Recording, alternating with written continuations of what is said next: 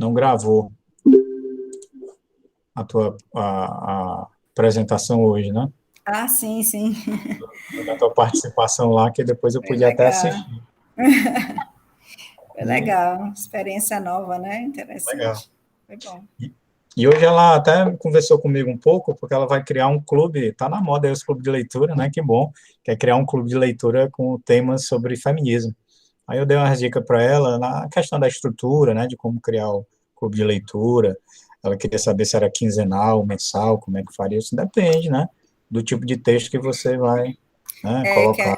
Tem um projeto, né? Isso veio do projeto lá das mulheres em ciência e tecnologia, né? Que é coordenado pela professora Ilma, né? E eu estou fazendo parte desse projeto também. Aí veio a ideia do clube de leitura, né? Eu disse, vale-me Deus, já estou em 2, será que eu dou conta de 3? Mais um, é? Eu disse, olha, eu vou me esforçar muito, mas são muitas atividades, né? E às vezes, dependendo do livro, né, dá para dar conta, mas nem sempre, né? Porque amanhã já tem Mas outro, né, Luiz? Amanhã já tem um outro clube. temos outro aí, né? Pronto, vamos chegar aqui o pessoal que está entrando. Sejam todos bem-vindos. Pessoal, é isso. Então, eu já até participei também da mesa redonda lá. Nós estamos na Semana do Livro da Biblioteca, aqui falando para todos. E aí, participei hoje de uma roda de discussão sobre clubes de leitura. Tá? E aí, falei da experiência do Ler, do nosso clube de leitura aqui. Inclusive, disse que hoje, né, a gente já tinha um encontro. E também uma psicóloga, né, que também tem um grupo de leitura. Na realidade, ela coordena vários, tem um até sobre só a Clarice Lispector, né? Às vezes tem clubes de leitura específicos, né, que estuda só, digamos, a biografia de um autor, de um livro, né, específico, e tudo, mas é bem legal. E aí o pessoal vai entrando, a gente vai aguardar só um pouquinho, né, gente? Aí deixa eu ver também para respeitar aqui os que estão no horário, né, 19h05, vamos esperar mais um tempinho para a gente começar as discussões, né? Espero que quem lê o livro, né, e quem também não conseguiu ler o livro todo, pode participar também, né? Aqui o evento é aberto para todo mundo. A Natália, eu e Natália. Oi, Luiz, Áurea e meninas, boa noite. Olá, boa noite, Tudo bem, vocês? Vamos já começar, Natália, se Deus quiser. Não, E aí, tudo bem, vou. um livro que realmente acredito que vai levantar muitas discussões, sabe? Um livro realmente que eu vejo que aclamado pela crítica, né? Recebeu vários prêmios e tem muitas coisas que a gente pode colocar como temas importantes a serem, sabe, discutidos aqui. Muito legal mesmo, né? Fiz aqui algumas marcações, né, para a gente poder acompanhar. E quem está no grupo lá, gente, depois se inscreve, né? Tem lá através do nosso endereço das redes sociais lá do Instagram, @le, né, .ufc, tem o link para você entrar no grupo. O grupo de leitura, depois eu vou, isso, @le, o Luan está colocando aí no chat, ó, @le.ufc, e tem um grupo específico do nosso aqui, clube de leitura, que a gente batizou de travessias, né, para a gente fazer essa travessia aqui nos caminhos da literatura, né. E tem lá o link do convite, para quem não participou do grupo. O grupo, eu coloquei, por enquanto, ele está restrito só a receber informações do administrador, que no caso sou eu, tá certo? Mas eu pensei, depois de cada momento desse de culminância, que é o momento em que nós vamos fazer aqui a discussão da leitura, né, já que o encontro ele se torna mensal, depois eu posso abrir para que vocês possam também, se quiserem, escrever as suas impressões, né, sobre a leitura e quiser deixar o registro no grupo, pode deixar lá, certo? Sobre um trecho, sobre a experiência da leitura, então fique à vontade. Aí depois eu restringo, né, para poder colocar informações relacionadas, aí no próximo mês a gente vai ler, eu acho que o próximo Alienista, né, que é um livro pequenininho, mas, assim, acho que tem cento e poucas páginas, mas muito bacana, que fala, né, eu acho que tem muita relação com o momento que a gente está vivendo agora, sabe? E eu acho bem interessante. Aí depois a gente faz o momento de colocar né, informações referentes ao próximo livro para o próximo mês. E assim vai. Mas depois eu vou deixar aberto ao longo dessa semana, para que, caso vocês queiram colocar alguma, né, consideração, algum depoimento sobre o resultado do clube, né, dessa nossa discussão, aí seria bem-vindo, tá certo? E depois os meninos aqui do Clube de Leitura vão fazer uma resenha sobre o evento e publicar nas nossas redes sociais, tá certo? Sobre, né, tudo isso. Ok, deixa eu ver quantos participantes aqui. Nós temos aqui 11 participantes. Deixa eu ver o nosso tempo aqui. Podemos começar, né? Começar aqui a discussões enquanto o resto as pessoas vão chegando aí, se chegando e entrando na discussão.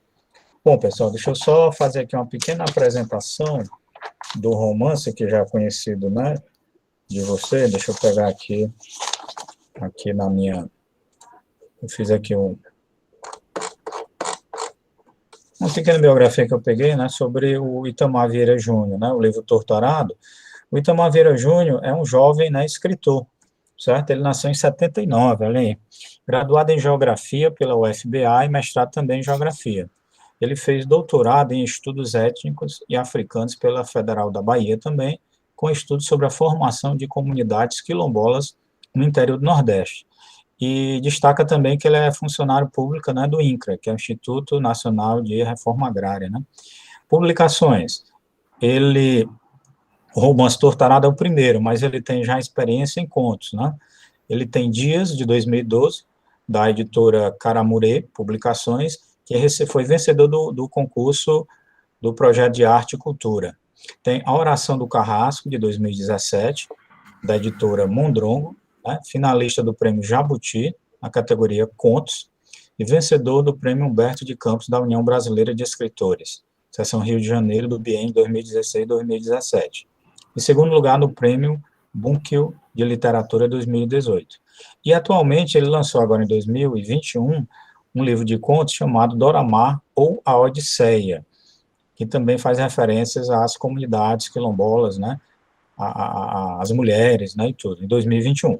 E o Romance Torturado foi publicado em 2019 e recebeu a edição portuguesa, né, e pela Toda a Vida, da Leia, né, da editora Leia, da edição portuguesa, e pela Todavia, da edição brasileira. Foi vencedor do Prêmio Leia em 2018, do Prêmio Jabuti, 2020, e do Prêmio Oceanos, 2020.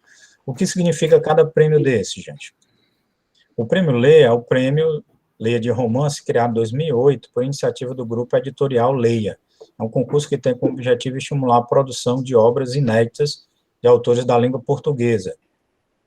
Todos os anos, uma obra original de ficção literária na área de romance que não tenha sido anteriormente premiada, inédita, né, é um dos mais valiosos prêmios de literatura lusófona, né, com valor de 100 mil euros, né, para o autor da obra vencedora. O Prêmio Jabuti é o mais tradicional prêmio literário do Brasil, concedido pela Câmara Brasileira do Livro, criado em 59, foi idealizado por Edgar Cavalheiro, quando presidia a CBL, com o interesse de premiar autores, editores, ilustradores, gráficos e livreiros que mais se destacassem a cada ano. É interessante, gente, que o Jabuti, ele tem todas as categorias literárias, até livros técnicos e científicos. Por exemplo, um físico, né, um engenheiro pode publicar um livro e ser vencedor na categoria de livros técnicos e científicos do Prêmio Jabuti. E o Prêmio Oceanos, de Literatura em Língua Portuguesa, conhecido até 2014 como Prêmio Portugal Telecom, de Literatura, é considerado um dos prêmios literários mais importantes entre os países de língua portuguesa, a par do Prêmio Jabuti ou do Prêmio Camões, né? Então, aí uma breve, aqui mais um que está entrando, seja bem-vindo, um breve histórico aí, biografia do nosso, né, autor Itamar Vieira Júnior. Bom, gente, então, ao longo aí desse mês, eu coloquei algumas informações também no grupo de leitura, né, sobre o autor, algumas entrevistas que ele, né, participou, por exemplo, uma entrevista lá no Roda Viva, né, e coloquei aqui até outras entrevistas também que ele deu em outros canais de comunicação, que o livro realmente foi aclamado pela crítica, né, então, ainda hoje ele está participando aí de lives, eu coloquei recentemente uma live que eu estava assistindo aqui, eu acho que no final de semana passado, e coloquei no grupo, né, e o livro, né, ele fala de, né, na realidade, de uma comunidade, né, de agricultores de certa forma, um povo que às vezes é muito esquecido, né, pela sociedade, as comunidades quilombolas, que é a realidade que ele conheceu, que ele conviveu e tudo, a experiência também dele no trabalho, né, com essas comunidades, e ele cria esse romance que é muito denso e que tem muita representatividade. Um livro escrito em primeira pessoa, né, mas cada capítulo é narrado por um personagem diferente que é protagonista. Outro ponto importante é que as mulheres aqui, né, são protagonistas dessa história. Elas representam aqui, né, essa saga, essa história de luta, de sofrimento, de resiliência, sabe? E também de sonhos, né? À medida que a nova geração, os filhos, né, dos colonos, eles querem embrenhar e querem, né, melhores condições para todos, né? E como, né, a geração da Bibiana, né, lá da famosa Bibiana e da Belonísia, né, e do Severo, que acabam, né, drasticamente aí com, né, um assassinato, né. Então ele vai se desenrolando. Então tem aqui a importância da força das mulheres como a Donana, né, a primeira pessoa que a gente acaba tendo o contato dessa ancestralidade ligada, né, a forma como o Zeca, né, José Alcides, o Zeca Chapéu Grande, né, ele nasceu, né, no meio de um canavial, então isso já mostra a força ali, a luta, né, da sobrevivência pela vida, a questão também do Zeca Chapéu Grande, da sua liderança comunitária e ligada também à espiritualidade dentro daquele povo, então é a única forma ali de você ter, de alguma maneira, dentro daquela comunidade, algum alento, né, para as dores do corpo e da alma, isso é muito importante, é um ponto a ser colocado dentro do romance, e deixa eu ver o que mais que eu poderia levantar aqui, alguns questionamentos importantes. Até a própria esposa dele também tem uma força muito grande, né, ela é parteira, então isso, dentro daquela região, é um sinônimo de respeito, né, é como a gente vê a questão da sociedade, como a sociedade lida com os médicos, né, de certa forma, então, ela é que traz a vida, né, dessas pessoas dentro daquela comunidade. Corrigido foi em 2012, não em 2017. A Natália colocou aqui alguma coisa, deixa eu ver aqui, Natália. Eu tinha falado... ok. Bom, então é isso. Outra coisa importante, deixa eu ver, destacar aqui. O romance, ele começa, né, gente, com assim, uma coisa bem forte, que é a relação, o acidente que teve, né, da questão da faca da língua, né, da amputação da língua, sabe? E aí a gente, né, se embrenha daquela coisa muito forte, né? E a faca, ela representa um símbolo que eu acho, ela tem dois momentos aí, que no primeiro é aquela punição, e depois ela também representa um símbolo de força, porque a Belonísia acaba, né, utilizando ela como uma forma de usar toda a sua força de resistência, né, contra a violência, contra, né, as dificuldades que se impõem, sabe? Então, vejo isso também, a faca como elemento. Quer dizer, a faca, ela cala, né, mas de certa forma, no sentido de cortar a língua, mas aquilo também faz com que as duas irmãs criem uma certa, digamos, união, elas se tornam muito unidas e criam até uma certa simbiose, né? Uma representa a voz da outra, né? Uma compreende a outra falando através dos gestos, do corpo. Isso é muito importante dentro da narrativa. Bom, então, eu deixo aqui um pouco aberto, alguém que quiser comentar alguma coisa sobre as leituras, né? Coloquei aqui alguns pontos importantes e depois eu vou ler aqui alguns trechos, né? E a gente pode levantar aqui algumas discussões. Então, vamos lá? Quem gostaria de falar? Então, professor, Oi, começando. vamos lá. Boa noite, pessoal. Começando Boa noite. aqui nesse episódio, nesse começo desse episódio, logo no início, né, do livro. Mas no decorrer, a gente vê que ocorreu esse episódio com a Bibiana, com a Belonícia, ela foi mutilada pela língua, ficou sem sua voz, sem se expressar de certo modo, e a Bibiana teve que ser literalmente sua voz e entender, enfim. Mas no decorrer do livro a gente vê que não é somente a Bibiana que estava sem voz, não tem voz, literalmente, mas todo o povo da fazenda não tinha voz contra dono, não tinha postura, enfim, contra os problemas que aconteciam na fazenda, né? E é isso. Começar por esse episódio, começando por essa pauta. Isso. Só antes de dar a palavra aqui, Aura, só comentando. E é interessante porque ele coloca essa representação da língua, a ausência da língua, né, do calar-se, mas quem não fala são os outros também, né?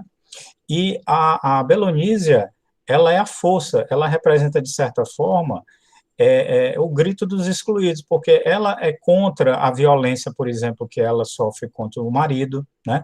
Ela ajuda, por exemplo, a amiga, né, a vizinha dela lá mais próxima, contra a violência do marido, né, quando ela usa a força, ela seguia na força da avó, né, e enfim, ela é que se revolta, né, então a que não consegue falar é que consegue, né, ter voz no final, porque ela se torna fortaleza, né. Pois não, Aura, pode ir.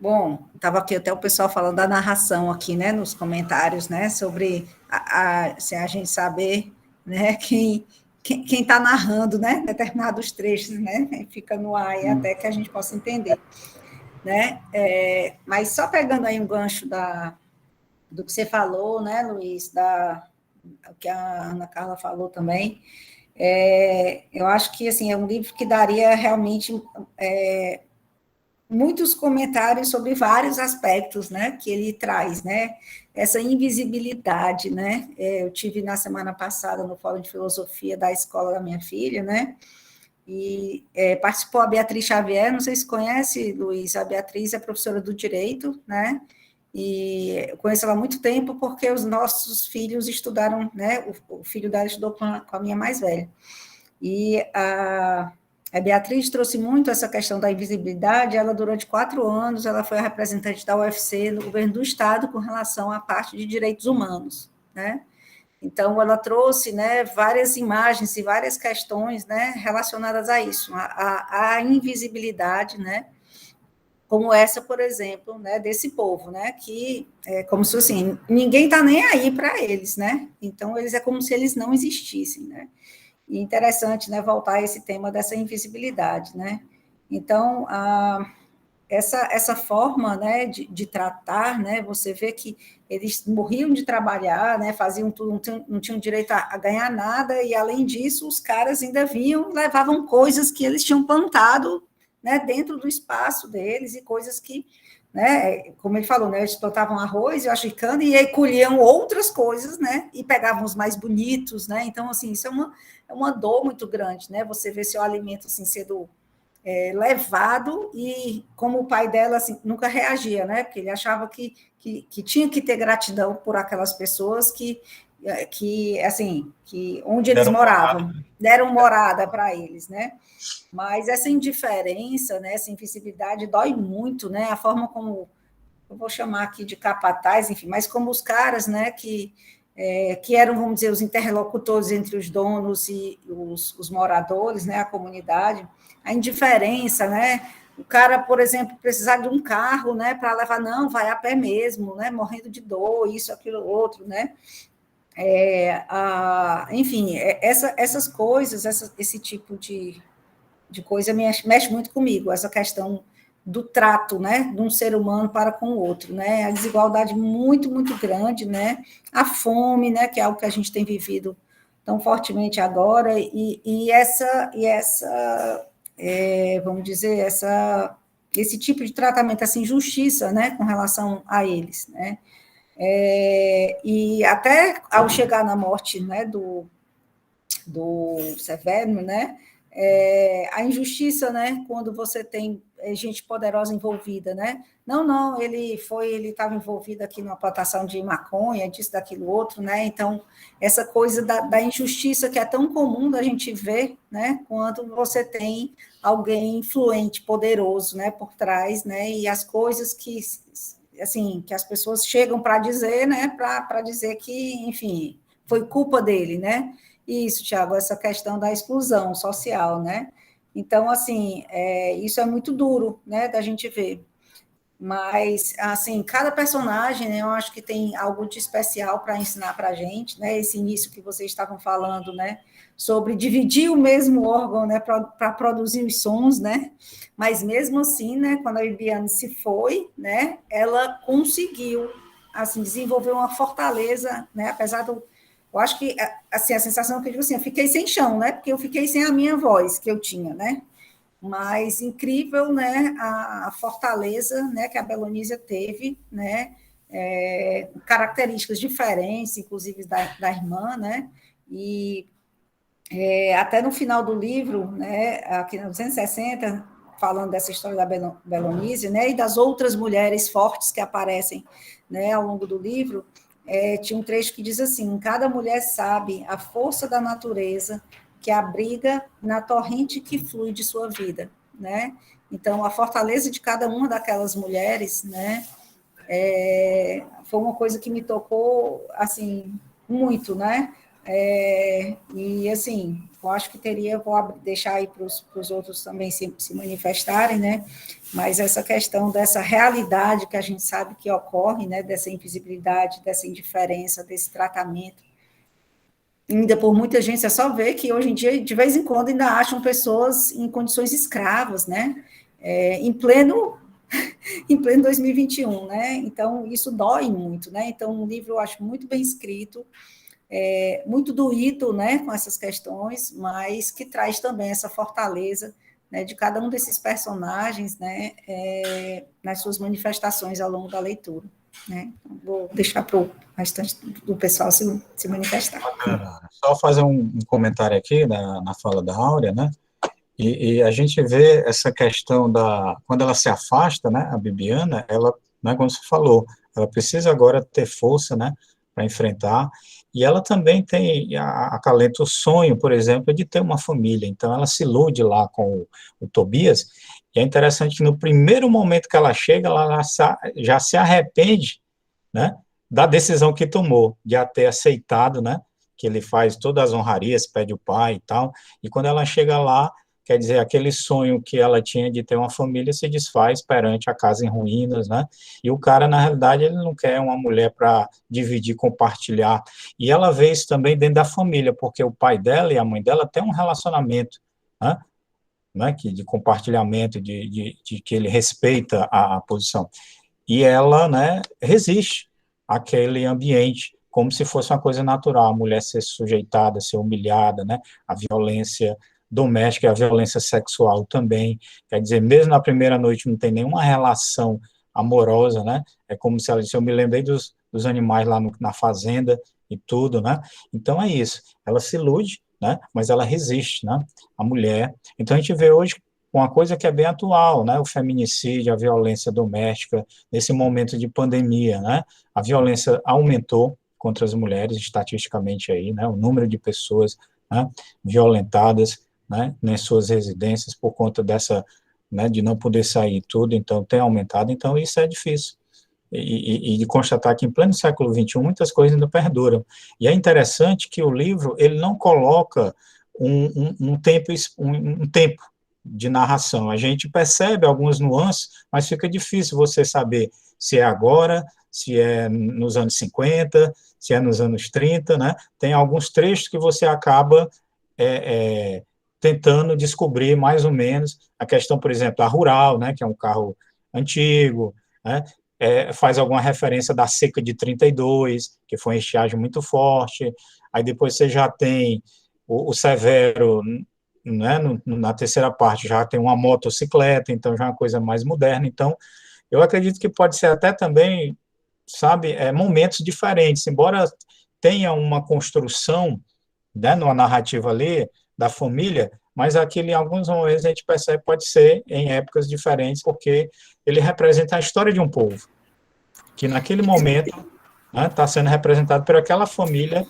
e aquele retalho dessa realidade que se perdura desde a época da escravidão, digamos assim, né? Luiz, só para completar, uma coisa que eu ia falar do pai, né, como você falou, né, essa coisa da espiritualidade, né, que era um momento de alegria, né, ali para eles, né, eles tinham aquele encontro, né, no Jaré e tudo, e me veio uma característica dele que eu acho, assim, muito especial, né, ele se negava a julgar o outro, né? Então, quando alguém dizia, tal coisa, fulano, isso, então ele se negava a ser o juiz da coisa, ele não estava ali para julgar o comportamento do outro, né? Isso é uma coisa muito importante, né? Você, tipo, aconteceu alguma coisa que você acha que não está certa, mas assim, ele não julgava, em nenhum momento ele julgava as atitudes do outro, né? Eu acho que isso era uma característica bem marcante que Ele me chamou a acolhia, né? Ele atenção também. acolhia as Ele pessoas, né? acolhia, isso. Isso é muito bacana. Pronto, gente. Aí, quem quiser falar, quiser se manifestar, fica à vontade. Aí, a gente, né? Eu sei que tem muita discussão aqui interessante sobre o livro, que eu vou deixar que vocês também falem um pouco, né?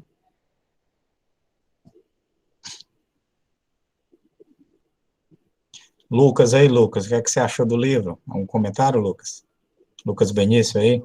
É, achei bastante interessante, né? O que prende bastante.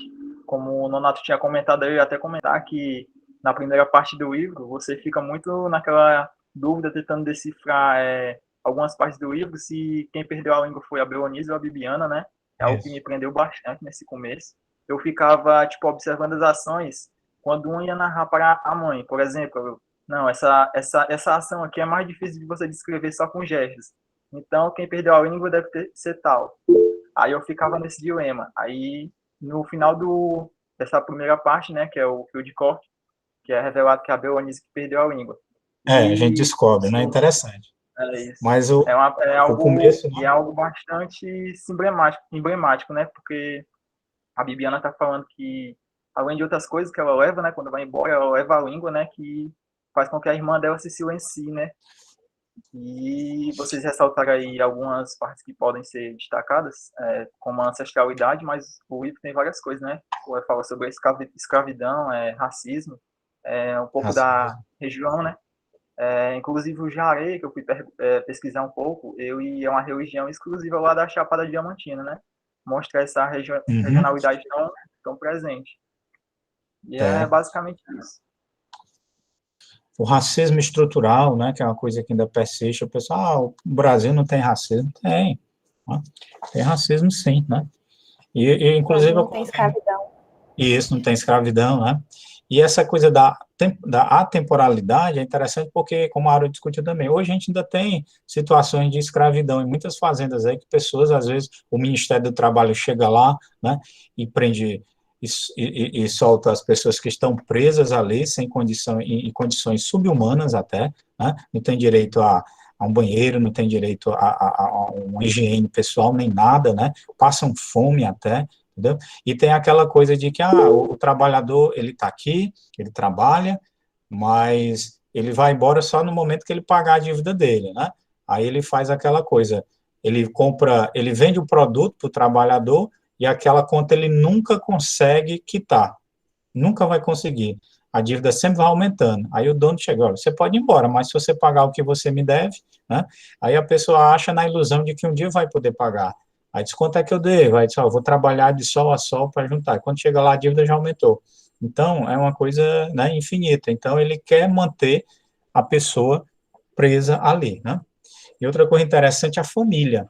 A família que vai crescendo são os próximos filhos, né? As gerações futuras é que vai alimentar essa condição, né, de escravidão, que vai gerar, né? É tipo aquela música também do Zé Ramalho, Vida de Gado, né? Povo marcado, povo feliz, né? Aquela coisa. Então, você tem ali aquela vida que os próximos filhos vão substituir os pais quando cansados, não forem mais produtivos, né?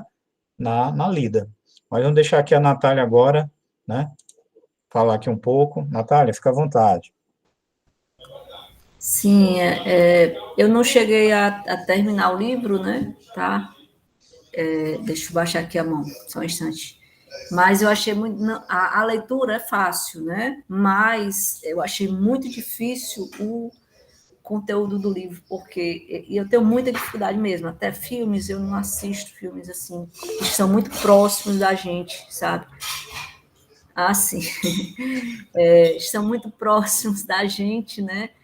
Porque uma realidade agora está aqui do nosso lado, né? Perto. Então é muito doloroso, sabe, pessoal? Assim, e por outro lado, tem uma coisa muito interessante que eu achei, a questão da cultura, do conhecimento, né? Que é colocado lá de alguns personagens, sabe?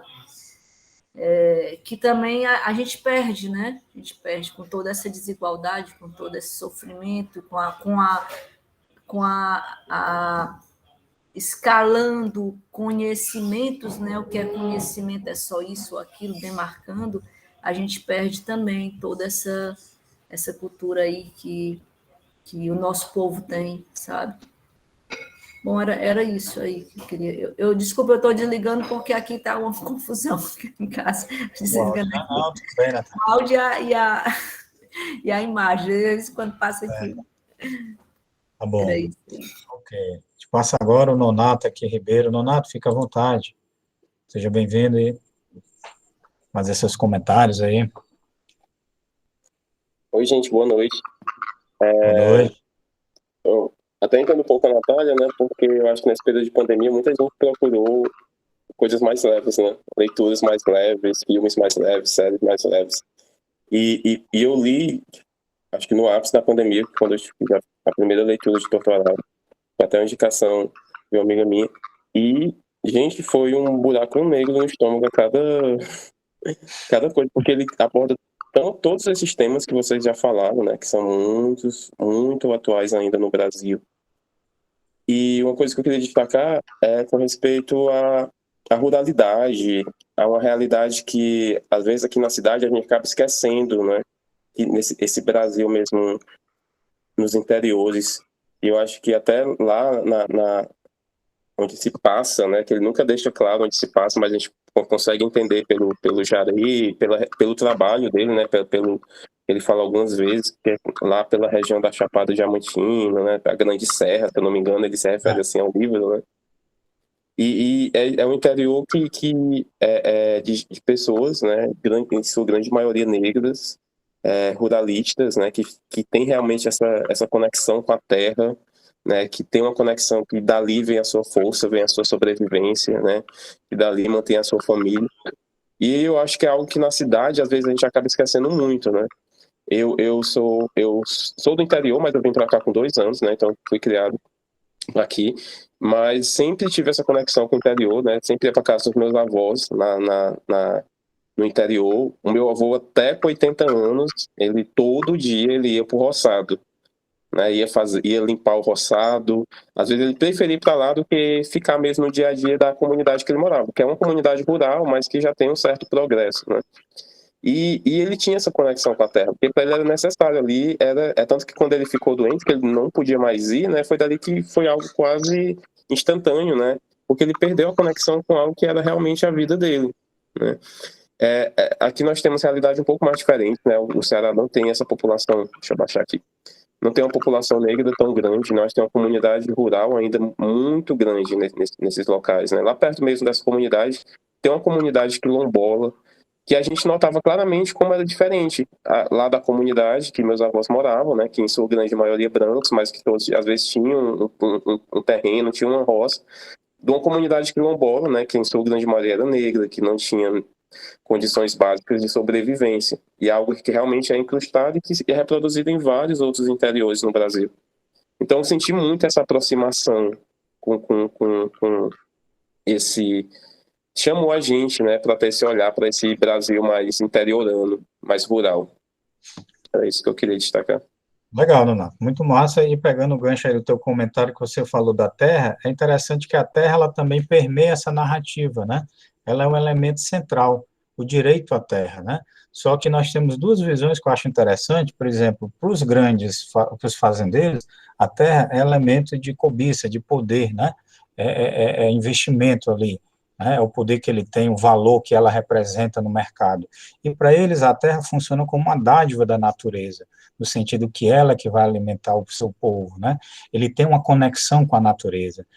A Belonísia, por exemplo, ela se identifica mais com o pai, nesse momento que ela está sozinha, e depois que ela perde o Tobias, que ela diz, não, agora, veja que ela também quer a autonomia dela, ela não volta para a casa do pai, depois que o Tobias morre, diz, não, vou continuar aqui, né, vou fazer dessa casa o meu chão, o meu lar, e trata a terra, né, e cuida da terra, e tudo, então ela tem uma identificação muito grande, né, com essa coisa do pai, da terra, de observar, de ler a natureza, de sentir, né, o momento certo da colheita.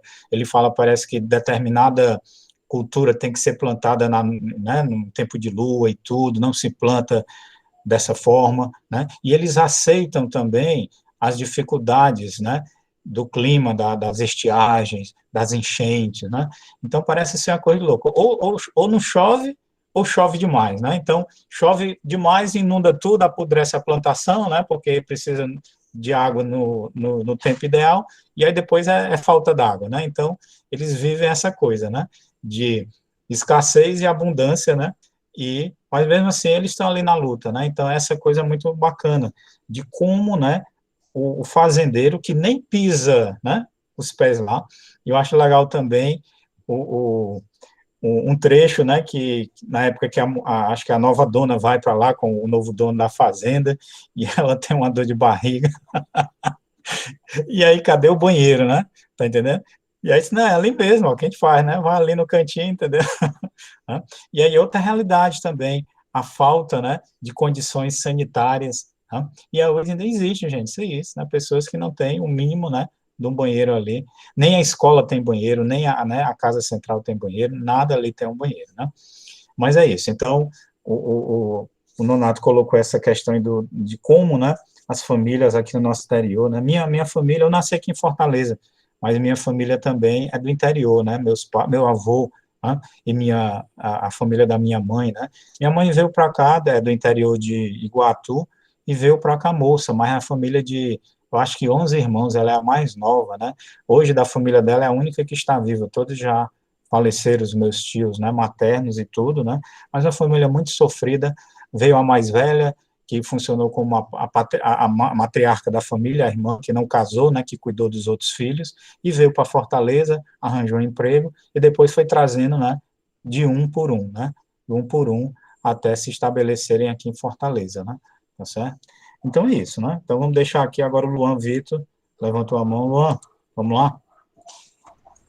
Oi, gente, boa noite. Eu queria comentar um pouquinho sobre as metáforas que o livro traz, né?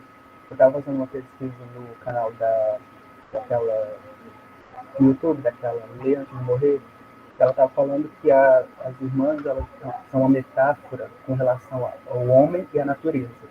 A Bibiana ela tem a voz, e a Belonísia ela não tem a voz, mas ela tem a natureza dentro dela. Ela não fala, mas ela se expressa por meio de gestos, né? Ela usa o carinho que ela tem pela terra, de colher, o carinho que ela tem com o pai, né? A relação que ela teve com o pai, para expressar o amor dela pela terra. E a Bibiana não, ela tem a voz, né? Então ela se apaixona pelo Severo, ela cria uma família com ele, e ao longo da vida dela, ela vai usando a voz dela para lutar pela liberdade desse povo, né? Ela vai apoiando nas ideias do Severo, né? A família lá, ela fica refém daqueles homens da terra. Aí a Bibiana e o Severo, eles vão embora da fazenda, e quando eles retornam, eles voltam com ideias rebeldes, né? Vamos dizer assim. Eles querem melhorias para a família, eles querem melhoria para o povo que vive lá. E aí a Bibiana, ela se torna professora, né? Ela, enfim, usa a voz dela para lutar pelo povo. E a Belonísia não. A Belonísia, ela se separa da irmã quando ela vai embora. E quando ela volta, a relação das duas fica estremecida, né? Eu acho que essa é uma metáfora interessante entre o homem e a natureza, né? A gente se separou da natureza. A gente começou a desmatar, a destruir a terra, né? Eu acho que a relação das irmãs, ela é uma metáfora com essa ideia do homem e da natureza. E lá no final do livro, quando as duas se reconciliam, eu acho que o autor ele teve a ideia de dar uma intenção da gente manter a esperança de que algum dia o homem e a natureza eles vão se reaproximar de fato, né? Assim, eu acho que ao longo do livro, lá no finalzinho, deixa uma impressão boa na gente, né? Não é um final necessariamente feliz, mas a gente fica com essa ideia de que as coisas vão melhorar, né? O livro ele mostra uma realidade muito dura, toca em temas muito sensíveis, né? Na questão do racismo, do preconceito religioso, a questão da desigualdade na distribuição de terras. Mas eu acho que no final ele gera uma esperança na gente, né? É uma realidade muito presente, de fato, atualmente, mas eu acho que é um livro que tem um poder muito forte de transformação, né? Eu acho que é um livro que já nasceu clássico, né? Ele já nasce com fortes temas para se discutir, né? Uma leitura muito, eu acho que se eu fosse professor, eu levaria para a sala de aula para discutir com alunos. Então, é um livro muito poderoso, né? Ele toca em assuntos diversos e, assim, ele gera muitas discussões boas, né? E eu gostei dessa metáfora. E aí deixo a palavra para vocês também comentar um pouquinho. Legal, Luan. E já que você falou nessa questão do equilíbrio homem à natureza, né? E como eu falei, dessa questão, como eles lidam com a terra, que é diferente da visão dos donos da terra, que só querem explorar, né? Tanto a terra quanto os que cuidam dela, para seu usufruto, para lucro, mais lucro, né? E eles não, eles já têm essa questão de como eles, da natureza, como você falou, né? E acho que tem um trecho dela, quando ela briga com o marido, e o marido parte para ela grita, né, ela não consegue falar, Belonise, ela grita, e no trecho parece que ele usa o termo que como se fosse um trovão, alguma coisa, se eu não me engano, tem, né, que ela é aquele momento de explosão, então vem aquele uivo, né, aquele grito, aquela coisa meio animalesco, né, mas é a forma que ela tem, né, de representar a resiliência, a resistência, né, a ancestralidade que ela carrega, né, das famílias, das mulheres, né, que representa a família dela, como a Donana e tudo, né, a faca, que nesse momento é muito importante para dar aquele poder dela, a força, né, que está naquele simbolismo da faca, que ao mesmo tempo, né, aquela coisa, a faca de dois gumes, né, então a mesma mão, né, que acaricia a mão que afaga, é a que te vai bater, né, então ela sofreu, né, aquela mutilação com a faca, mas mesmo assim a faca é a mesma faca, inclusive, né, é aquele símbolo de liberdade, de resistência, de autonomia que ela usa ali no momento em que até ela vai ajudar, né, a vizinha dela contra a violência do marido. Então ela chega por lá e com aquele olhar dela, né, e quando ela mostra a faca, ele, né, perde toda a força, né? Então muito legal e essa analogia é perfeita mesmo, né? Sabe, dessa integração. E no final elas, né, fazem as pazes realmente, né?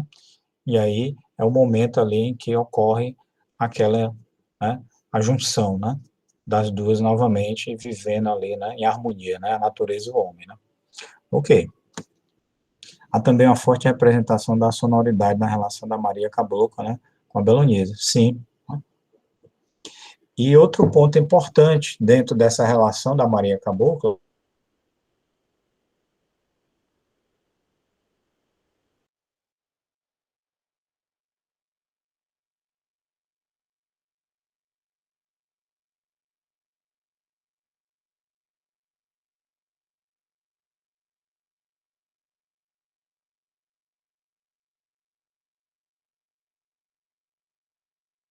Travou, né?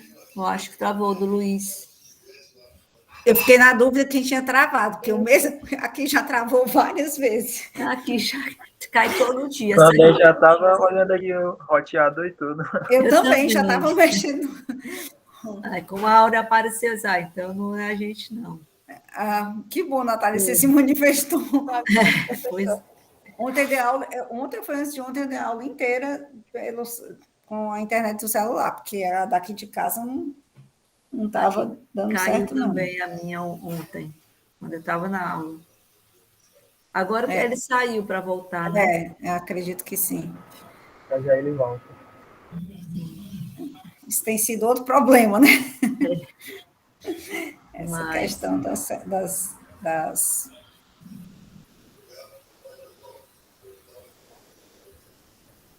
E aqui, como estava só as fotos, aí eu ficava na dúvida, né? sim, pois é. Quando a Áurea abriu aqui a imagem, opa, a Áurea se mexeu. Então, não sou eu. O Luiz Não, eu já estava aqui procurando aqui também, já tinha liberado o roteador aqui, não sei o que. Ai, meu Deus. E várias vezes, na verdade, aconteceu. Aí eu não sei se já era o Luiz que estava assim travando ou era eu. Eu tinha visto uma travada dele já, mas eu também, como só era ele que estava com a imagem, aí eu ficava sempre na dúvida, porque só tinha eu e ele, entendeu? Aí eu digo, bom, se o Luiz travou, eu não sei, porque eu não sei se fui eu ou ele, né? É verdade. Vai retornar, pessoal. Com certeza. Espera uns minutinhos. Isso.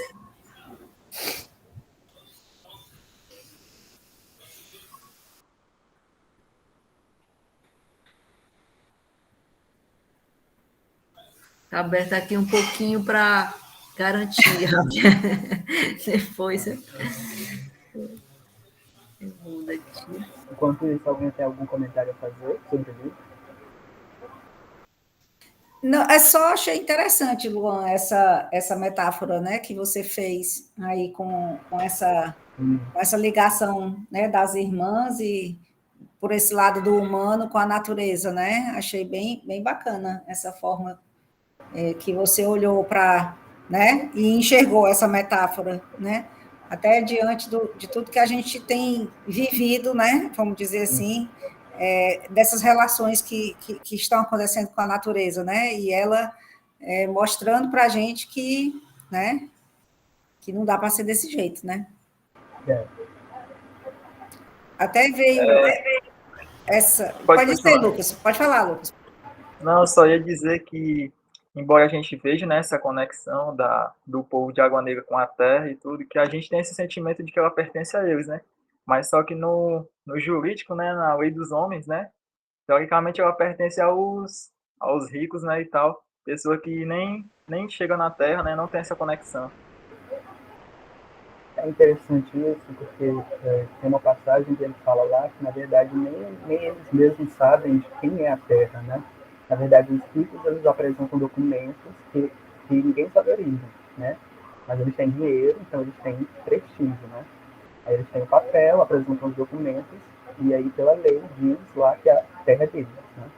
Eles vão, né, convidam as famílias, né, com marido, mulher e filhos, para já garantir empregados, né, para trabalharem para eles, para cuidarem da terra deles, né. Eles não moram lá, eles têm várias fazendas, né, são donos de várias terras, mas a terra, pela lei, é deles, né. Então é um conflito muito atual, muito pertinente, né, porque o livro ele não tem nenhuma indicação concreta de tempo, mas eu acho que isso também é uma perspicácia do autor para fazer a gente pensar, né? Ele pode se passar em qualquer época, né? Não interessa no século XIX, XX ou XXI. Hoje em dia tem gente sendo escravizada, gente que trabalha em regime de servidão voluntária, né? Então, assim, é um assunto muito contemporâneo, né? Não tem época específica para acontecer, né? Pode ser ontem, hoje e amanhã. Então, acho que o autor ele é muito crítico nesse aspecto, muito perspicaz, né? Ele não indica o tempo, mas é uma forma da gente refletir também, né? Pode ser em qualquer lugar do Brasil, em qualquer época, em qualquer pessoa, né? E assim, é uma coisa bem atual, né? Bem forte. Sim, e no que você está trazendo, Luan, da história do documento, né? Meu, e eles fazem questão de mostrar, né, à comunidade, aos moradores, de que aquilo não é deles, com a história da construção, que não pode construir nada de alvenaria, né? Tem que ser aquela coisa que toda vida que der uma chuva grande vai derrubar tudo, eles têm que fazer tudo de novo. Isso me doeu na alma, né? Eles dizem, olha, você mora aqui, agora tem que viver desse jeito aí, né? Para mostrar, né, esse não pertencimento, né? que, olha, isso não é seu, né? A forma da casa, né? A maneira que ela era construída, né? Tem essa metáfora com a coisa assim, olha, vocês não são donos disso aqui, né? Essa coisa do que não é duradouro, né? Do que é uma coisa temporária. Isso eu achava assim, né? Aquela coisa vai, está caindo, agora a gente já começa a construir outra, é uma coisa muito louca isso, né? E essa forma de mostrar que quem é o dono aqui, né? Quem é o dono aqui somos nós, né? Nesse lugar, e vocês não têm direito a estar aqui, né? Existe essa questão da... Não estou, assim, lembrando do adjetivo que eu queria dizer, né? Com relação a isso, mas é dessa coisa que não é permanente, né? Então, como diz assim, vocês estão aí de passagem, né? Isso aqui, né? Vocês não podem se fixar nesse lugar, porque esse lugar não é de vocês. Não tem garantia, né? E de certa forma, né, como eles são oprimidos, eles acabam, tipo, aceitando, né? Tem uma passagem que o Zeca Chapéu Grande, ele acaba falando com o Severo, né, sobre que ele era ingrato e tal, porque o povo tinha dado a terra para eles plantarem e comer. Mas depois de um tempo a gente começa a ver a conscientização do povo, né, lá pro final do livro, que o Severo plantou, que tem uma passagem então que eu acho que um dos moradores começa a levantar uma casa de alvenaria. Isso já mostra que a semente foi plantada e eles começam a perceber que a terra de fato deve ser deles, né? Eles têm essa conexão com a terra, eles trabalharam, os ancestrais deles trabalharam e eles têm esse merecimento. Perfeito. Até a história de juntar o que eles tinham, né, para mostrar que eles estavam ali há muito tempo, né? Isso, né? Eles vão criando uma consciência de classe, né? Eles vão, com a geração vai passando, eles vão começando a mudar essa ideia de gratidão, né? De trabalhar para esse povo que não é o dono de fato da terra, né? A terra é deles, eles cuidam da terra, eles têm amor pela terra, né? Belonise, ela nasceu ali, então na mente dela, ela é dona daquele lugar. Aquela terra pertence a ela, né? Ela não é a dona, não tem a propriedade, mas, né, no coração dela, ela sente parte daquele lugar, né? Na verdade, eles não são donos, eles são parte dali, né? Nasceram ali, têm a consciência de que estão ali, né? Então, a terra não é deles, é uma parte deles, né? Sem eles, a terra não existe. Sem a terra, eles também não existem, né? Então, um é de falta dependente do outro. Os dois, eles têm uma relação muito mútua, né? Muito necessária.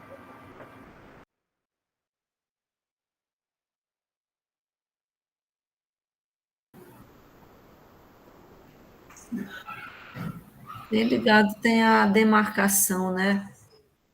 O marco temporal aqui das terras indígenas, né?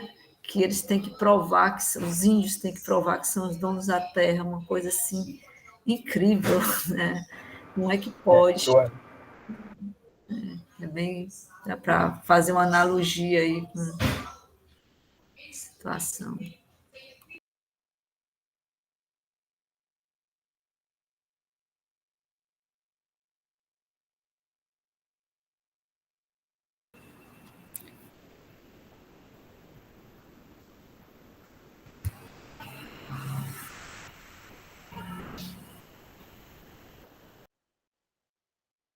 O negócio lá no Luiz foi sério, né? Que às vezes oscila, né? Mas assim. Pode ter sido até luz, né? Ninguém sabe. Vou até tentar mandar uma mensagem para ele, ver se ele, né? Porque pode ser que ele esteja no celular, tenha um 4G, alguma coisa assim, 3G, né? E responda. Eu vou perguntar aqui para ele. Verdade. Ok. Ele não falou com ninguém? Ninguém recebeu mensagem dele? Comigo, não. Me comuniquei com ele. Ele estava reiniciando o computador. Foi o computador, então, né? E o pior é que agora, essas atualizações do Windows, desde que passa, às vezes demora um tempão. Eu vou aproveitar para falar um pouco sobre a narrativa, né? Que até a Natália falou que ainda não concluiu a leitura, tentar não dar spoilers, né? Mas Pode falar, porque Nonato. ele constrói a narrativa assim com algumas coisas que vão deixando a gente, né, envolvendo a gente, que primeiro querendo saber quem teve a língua amputada, né, quem é que sofreu o acidente. E eu acho muito genial, porque, tipo assim, ele deixa a gente um bom tempo, ele conta várias histórias, as personagens vão narrando, né, na primeira parte é uma irmã, a segunda é outra. E mesmo assim, ele não revela, ele não dá nenhuma pista, e a gente vai pescando uma coisa aqui, outra acolá.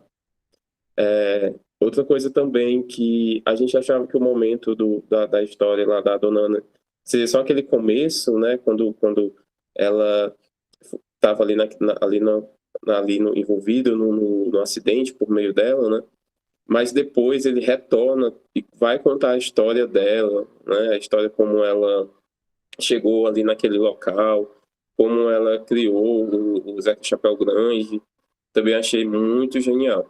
E por fim, que eu acho que também é aquela grande sacada, foi da terceira parte, que foi a da narração também, né? Que ele sacou lá personagens, para a Natália não souber, né? Não saber muito, para não dar spoiler, mas que também é muito legal, assim. Gente, é genial demais.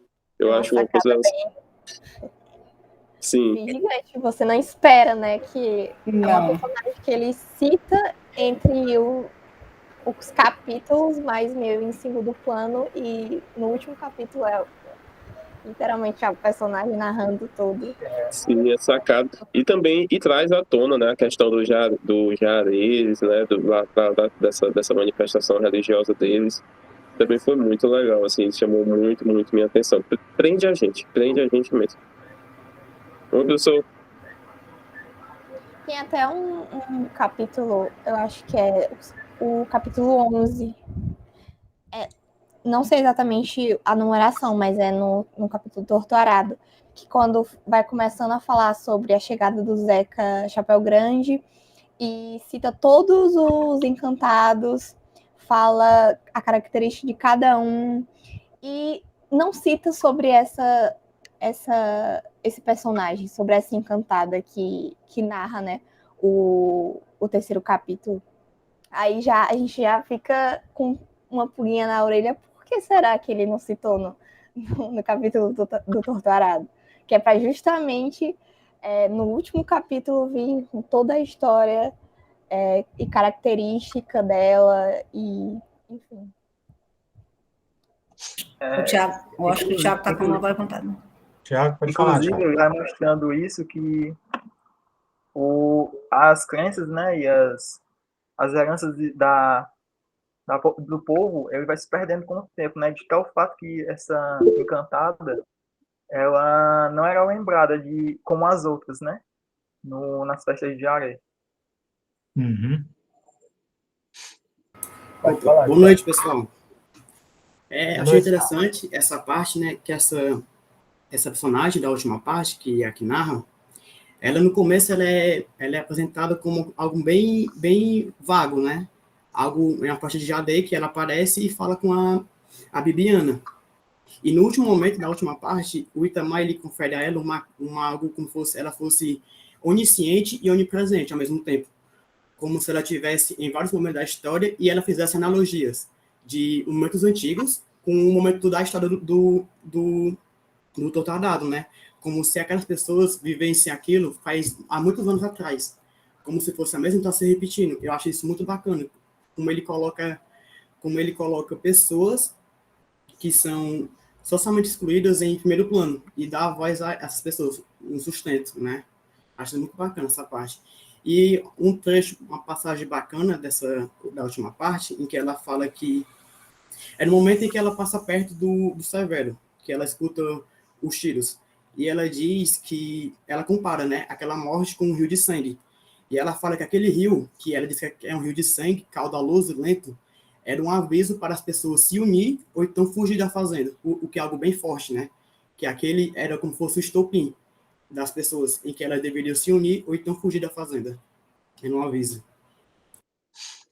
Legal, Thiago. E ela, né, ele fala nesse momento, né, a terra se abre, né, e corre um rio de sangue. Se eu não me engano, fala alguma coisa da terra também que se abre. E essa questão que vocês estão falando aí, da terceira parte, quando entra eu só liberar aqui. Tá aí, seja bem-vinda. E quando fala dessa entidade, o Lucas frisou bem, ela é esquecida, né? Tá certo? Então, pelos outros, quando ela aparece em outro momento, até as pessoas desconfiam, né, que se ela realmente existe. Ah, ninguém nunca ouviu falar dessa entidade e tudo, né? E no final, ela é que vai narrar toda essa história como se ela representasse, e o Tiago falou dessa onisciência, dessa onipresença, toda a gama das histórias dos antepassados. E ela acaba fazendo a justiça, né, de todo esse povo. No momento em que ela usa, né, ela entra no corpo da Bibiana e no corpo da Belonísia, né, no final da história, onde uma vai cavar, a fazer a armadilha lá da cova, né, e a outra com a faca vai, né, acabar fazendo a justiça, não de consciência, mas através, né, dessa entidade que incorpora, usa, né, o corpo dela, se materializa e faz a justiça de tudo, né. E é interessante, eu até separei esse trecho, depois eu até daqui a pouco eu posso ler, que o último capítulo, que é o 14, se eu não me engano, é o 14, é curtinho, né, mas tem uns trechos importantes aqui. E tem a última palavra, né, a última frase, na realidade. Sobre a terra, há de se viver sempre o mais forte. Né? Então, de que fortaleza está se falando aqui? Né? O mais forte aí do poder, né, ou o mais forte daqueles, né, que vivem da terra e são resistentes, né, a todos os desmandos, porque ainda perdura, apesar de toda essa geração, né, que vai passando de pai, de avô, de bisavô, de tetravô, dos antepassados, eles ainda resistem, né? Então, esse é o grito de todo, né, essa geração desses excluídos, né, que representa essa força e que é o mais forte, né? É o que consegue viver naquela terra, né? E através daquela terra árida, né? Tirar o sustento, tirar a vida. Isso aqui é bem interessante, né? Que é a última frase dele, né? Sobre a terra há de viver sempre o mais forte. Okay? E é isso, gente. Fica aí aberto para quem quiser fazer algum comentário. Pessoal que chegou agora, né? Tem gente que está chegando aqui, estamos aqui na discussão bem acalorada, bem rica. Eu tive um probleminha aqui, gente, meu computador acho que está com a memória já muito cheia, ele deu assim, deu uma travada, e aí tem que ter calma, porque senão tem que reiniciar, mas aí, né, deu certo. Aqui o computador já está cansado aqui, tem que fazer um upgrade aqui, ou então tirar muita coisa aqui para liberar um pouquinho de espaço, para ele poder, né, carregar. Levar ele a usar chapéu grande. E aí, Luan? Mas foi pouco tempo, né, que eu fiquei fora aí. Bom, deixa eu ver aqui algum trecho. Eu separei vários trechos aqui para fazer até uma leitura, gente. Vamos ler aqui um trecho bem interessante. Deixa eu pegar aqui uma coisa que a gente falou da educação, né, da escola, a escola que foi, né, até, por exemplo, o Zeca Chapéu Grande, ele teve a influência de trazer a escola. Mesmo ele que foi analfabeto das letras e dos números, né, que ele usa esse termo, ele sabia que a educação era um instrumento de libertação, certo? Só que, veja só a visão aqui da Belonísia que se desinteressou pela, né, a escola. Ela diz bem aqui, ó, na página 97, não me atraía a matemática, muito menos as letras de Dona Lourdes. Não me interessava por suas aulas em que contava a história do Brasil, em que falava da mistura entre índios, negros e brancos, de como éramos felizes, olha só, né? De como nosso país era abençoado. Não aprendi uma linha do hino nacional. Não me serviria, porque eu mesmo não poderia cantar, né? Muitas crianças também não aprenderam. Pude perceber, estavam com a cabeça na comida ou na diversão que estavam perdendo na beira do rio, para ouvir aquelas histórias fantasiosas e enfadonhas sobre os heróis bandeirantes, depois os militares, as heranças dos portugueses e outros assuntos que não nos diziam muita coisa, né? E os negros, onde é que estavam nessa história do Brasil, né? Entendeu?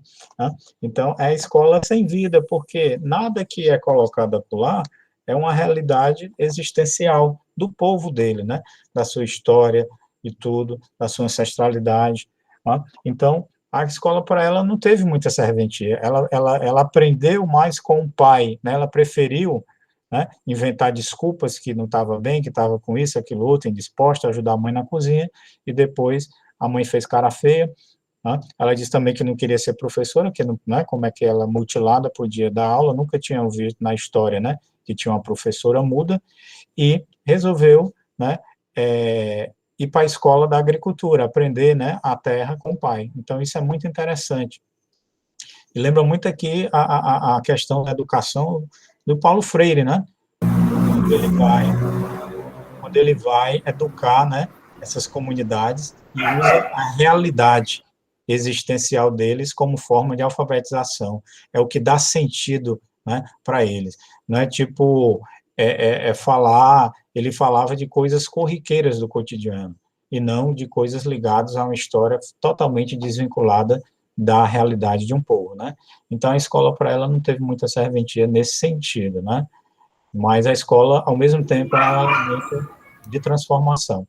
Isso é muito importante destacar, né, no texto. A irmã já conseguiu, de certa forma, né, se tornou professora, e ali ela já tem, digamos, consegue já ter uma visão diferente e educar as crianças, né, da comunidade dela, porque ela está inserida dentro daquela comunidade, né? Ela saiu, né, e aí foi beber um pouco ali, foi ampliar os seus horizontes culturais, mas volta, né, a questão da raiz aí, né, e aí volta e é professora. Então, talvez ela, sim, né, ela possa, com a sua vivência, com a sua realidade, né, daquele povo, fazer a transformação através da educação. Mas vamos lá, a Áurea que levantou a mão. Eu levantei bem rapidinho, né, quando você trouxe essa questão da educação, né, do Paulo Freire e tudo, eu só lembrei das falas da professora Bernadette, né, para quem não conhece, né, tem a professora Bernadette Porto, né, da Faculdade de Educação, e ela sempre dizia assim, traga a realidade do aluno para dentro da sala de aula, né, porque como é que você vai pegar um povo desse, né, que nunca estudou, que isso, aquilo, outro, e vai conseguir, né, dar essa empolgação, essa coisa, trazendo a realidade deles para aquele momento, né, porque tendo a realidade deles vivida ali, né, aquilo é uma questão de motivação, né, para estar naquele momento, né, e introduzindo as coisas que precisam ser aprendidas dentro de um contexto que faça sentido para eles, né, só essa observação. Com certeza, né? Falar dos heróis, dos falsos heróis aí, dos bandeirantes, né? Do povo que não tem nada a ver com a história dele, então parece assim, outro Brasil, né? Outra coisa, por que vai me servir o hino nacional, né? Essa questão aí, eu não posso nem cantar, né? Então, olha que interessante isso, né? Então, educação como instrumento libertador, isso é muito a visão que o pai dela, né, usou através da sua espiritualidade, porque parece que ele ajudou, de certa forma, né, salvou o filho do prefeito de alguma doença, alguma coisa, e ele, né, colocou ele numa saia justa, né, no momento lá da reunião que ele apareceu, ele colocou ele lá e dizendo que ele tinha prometido a escola para todo mundo, e ele ficou sem o que dizer, né, ele disse, como político, né, sim, vamos fazer a escola, né, e aí acabou fazendo essa coisa, né. E outra coisa interessante, gente, deixa eu pegar aqui, e a escolha do título, Torto Arado, né? Vocês perceberam, né? Onde é que eu acho que eu marquei um trecho aqui, deixa eu ver se eu acho. Que vem da parte 2, né? Torto Arado, que é justamente a parte 2 do capítulo. E eu acho que a Belonise, a página 127, ela fala assim, deixa eu ver aqui. Quando ela se identifica com o pai, passado muito tempo, eu resolvi tentar falar, porque estava sozinha, me embreando na mesma vereda que Donana costumava entrar. Ainda recordo da palavra que escolhi, arado. Me deleitava vendo meu pai conduzindo o arado velho da fazenda, carregado pelo boi, rasgando a terra para depois lançar grãos de arroz em torrões marrons e vermelhos revolvidos. Gostava do som redondo, fácil e ruidoso que tinha ao ser enunciado. Vou trabalhar no arado, vou arar a terra. Seria bom ter um arado novo. Esse arado está troncho e velho. O som que deixou minha boca era uma aberração, uma desordem, como se no lugar do pedaço perdido da língua tivesse um ovo quente. Era um arado torto, deformado, que penetrava a terra de tal forma a deixá-la infértil, destruída, dilacerada. Tentei outras vezes sozinha dizer a mesma palavra, e depois outras, tentar restituir a fala ao meu corpo para ser a Belonísia de antes, mas logo me vi impelida a desistir, né?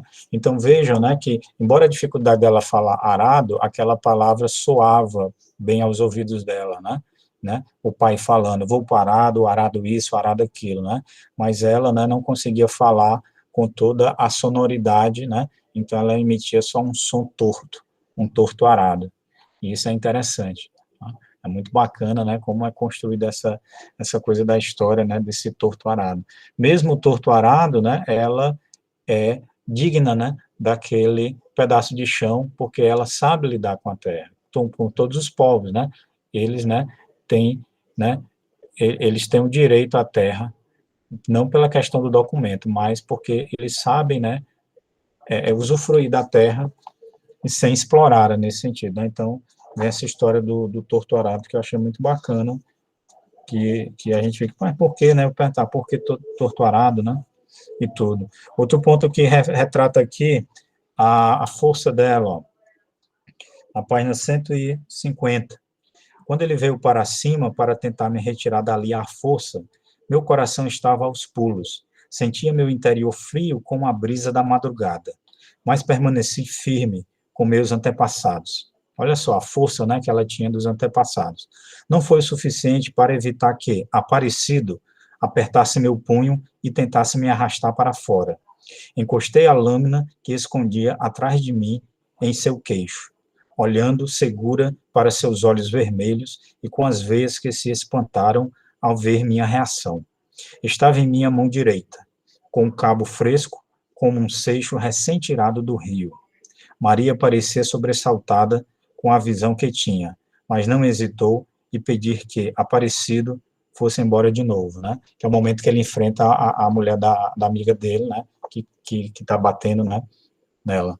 Então, ela usa toda a força dos antepassados, e a faca é a representação material dessa força da Donana que guardava, né, como algo que não pudesse ser tocado, né? E quando crianças tocaram naquele objeto, elas foram punidas, como se fosse um cálice sagrado, né, que ela guardava. E lá na frente, essa faca, ela representa, e ela diz como ela se identificou, né, com essa faca, porque a Donana, ela também usa essa faca, né, na morte do terceiro marido dela, que a faz sofrer, ela sofre violência, e ele está lá no rio, né, que ele vai pescar de madrugada, tá deitado, bêbado, né, e ela chega lá e desfere um golpe nele, né, e acaba tirando a vida do terceiro e último marido.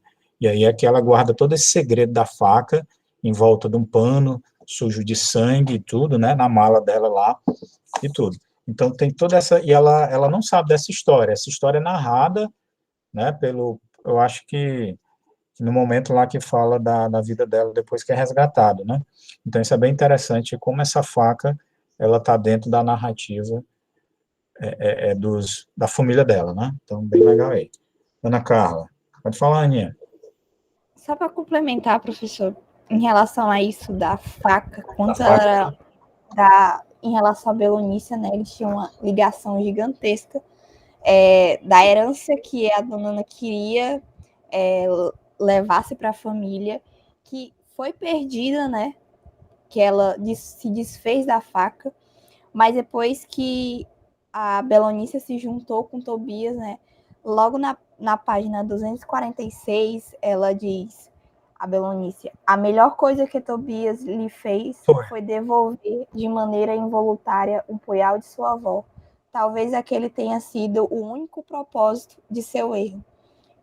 Ali mostrou, né, que o melhor, assim, entre aspas, do propósito do erro dela, que foi se juntar com o Tobias, foi ela ter encontrado no meio das coisas dele, né, num jarro, dentro de um jarro, a faca.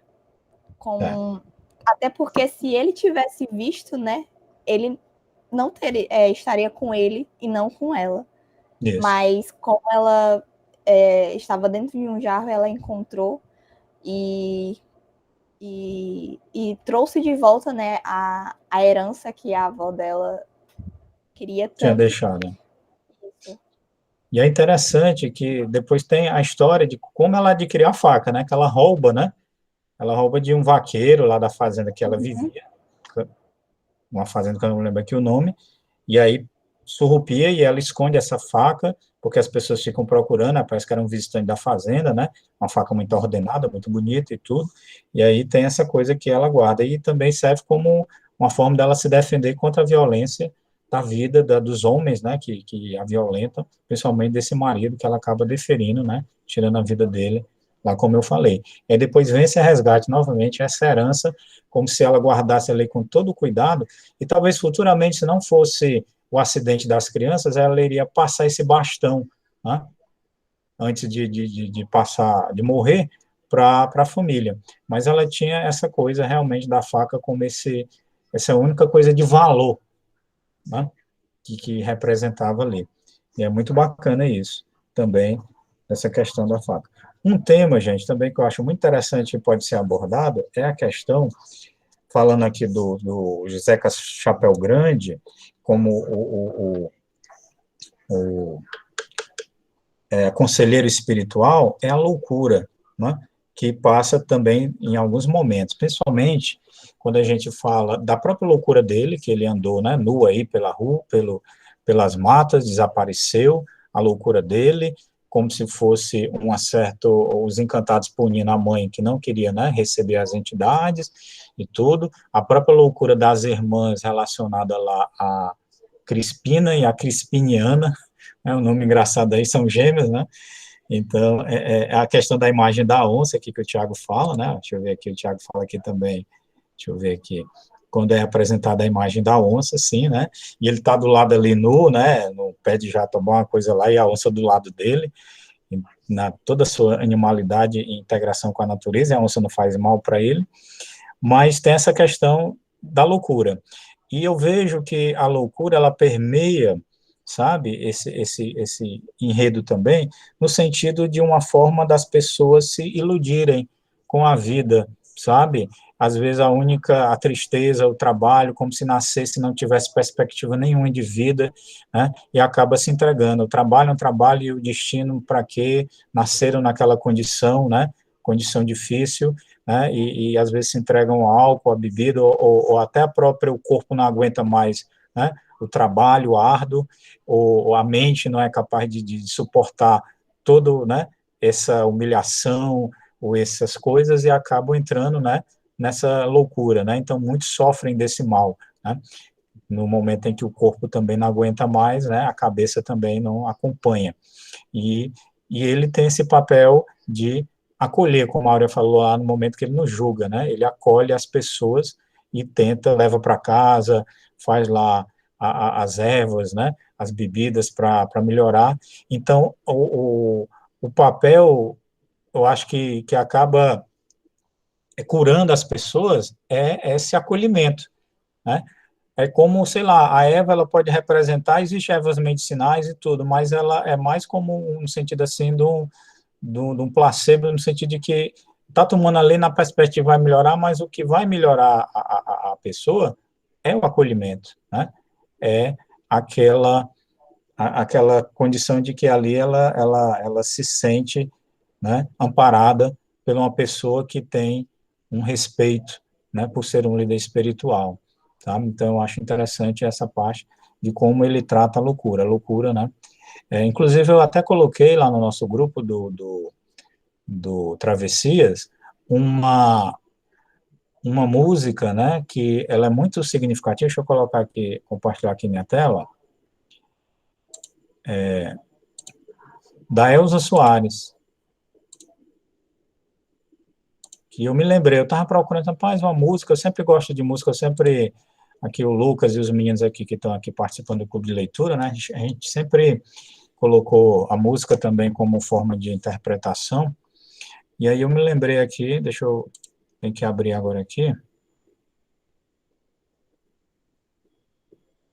deixa eu ver se que o computador fechou tudo aqui, né, deixa eu ver se eu acho aqui, não pega aqui, aí eu coloquei lá no grupo,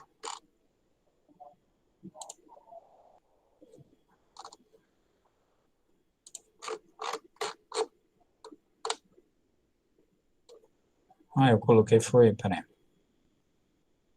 Ó, não sei se vocês estão vendo aqui o texto, né? Deixa eu aumentar aqui um pouquinho. Eu vou ler só um trecho aqui para vocês. Ó, a carne mais barata do mercado é a carne negra. Tá ligado que não é fácil, né, mano? Se liga aí. A carne mais barata do mercado é a carne negra. Aí repete, né? A carne mais barata do mercado é a carne negra. Só. Cego não vê, que vai de graça para o presídio e para debaixo do plástico, e vai de graça para o subemprego e para os hospitais psiquiátricos. A carne mais barata do mercado é a carne negra, dizem por aí. Aí repete novamente, que fez e faz história, segurando esse país no braço, meu irmão. O cabra que não se sente revoltado, porque o revólver já está engatilhado, e o vingador eleito, mas muito bem intencionado. E esse país vai deixando todo mundo preto, e o cabelo esticado, mas mesmo assim, ainda guarda o direito, de algum antepassado da cor, brigar sutilmente por respeito, ó. Fala aqui da voz dos antepassados, né? Brigar bravamente por respeito, brigar por justiça e por respeito. Pode acreditar, de algum antepassado da cor, brigar. Se liga aí, a carne mais barata do mercado é a carne negra, a cara dura, só cego que não vê. A carne mais barata do mercado é a carne negra, né? É mano poder acreditar, a carne negra, né? Então, eu coloquei a música lá no YouTube, né, no nosso grupo, e é bem interessante, que eu me lembrei, né, do que ele coloca, né, dados negros que são esquecidos e tudo, né, e a carne mais barata do mercado, que não tem valor, né. Deixa eu ver aqui o Tiago falou, o Luan Vitor aqui falou, a loucura é a forma que elas encontraram, né, para fugir daquela realidade cruel, né, mas se desprender daquilo. Havia falado antes, e que lembrei do samba enredo, né, da Mangueira de 2009. Sim, você falou. Eu pensei que você tinha falado até dessa música, História para Ninar Gente Grande. Beleza, se você achar aí, Francisco Thiago, manda aí o link, né, pode colocar aqui, depois quem tiver interesse aqui, essa música, né, então, muito bacana, aí, é muito interessante, e a Elza Soares é única, né, com certeza, né, eu acho que essa música é dos anos 70, ela tá bem, tem um clipe, tá bem no estilo Black Power, né, Soul Music, sabe, né? Black Music, sabe, com aquele cabelozão afro aqui, não sei se é uma peruca, né, tipo a Sandra de Sá, bem legal, né, então é isso, né, deixa eu ver como é que eu parar aqui a apresentação, gente, o que mais que nós podemos comentar, estamos aqui já bem, né, 8h24, estamos chegando aqui já perto do final, deixa eu ver um ponto aqui também interessante, que a gente pode discutir.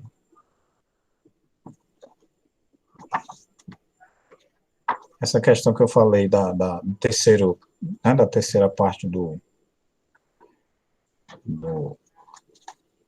romance, né? Eu vou ler aqui, gente, ó, rapidinho, o último capítulo, para a gente, né, fazer essa reflexão aqui. Ele é curto. Então, vamos começar aqui, na página 259. Não pude mais conter a vontade de cavalgar pelos campos, de nadar pelos rios e deslizar sobre a terra com pés e corpo. Mirava a casa em ruína do outro lado da estrada. A parede onde esculpiram São Pedro com as chaves do céu. Num dia e no outro não mais existia, derrubada pela chuva que caía fina. Sentia saudade de um corpo se movimentando entre o povo nas noites de festa que já não existiam.